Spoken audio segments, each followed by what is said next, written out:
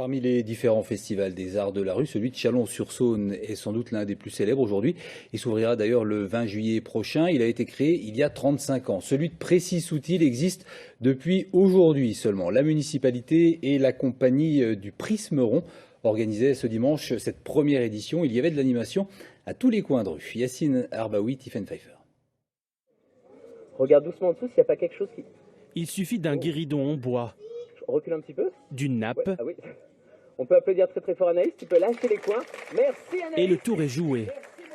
C'est la première fois que la magie opère dans les rues de Précy-Soutil. C'est justement de rendre accessibles des choses qu'on ne voit pas forcément tous les jours, notamment pour les enfants en campagne. Donc voilà, c'est quelque chose de magique. Ça va faire un petit peu bouger Précy-Soutil, c'est très très bien. Puis le magicien, c'est du pur local et il est génial, il est fort.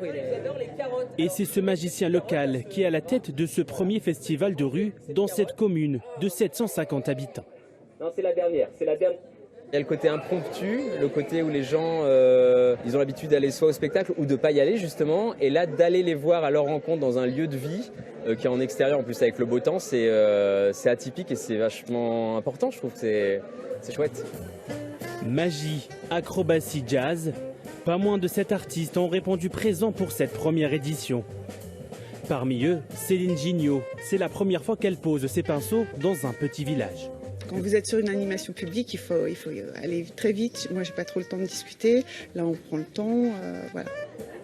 Cela fait plusieurs mois que Précy-Soutil voulait avoir son propre festival, avec pour objectif attirer de nouveaux habitants.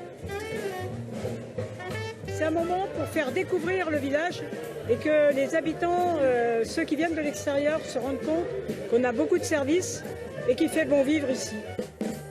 La mairie veut aussi pérenniser le festival et se projette déjà sur la deuxième édition l'année prochaine.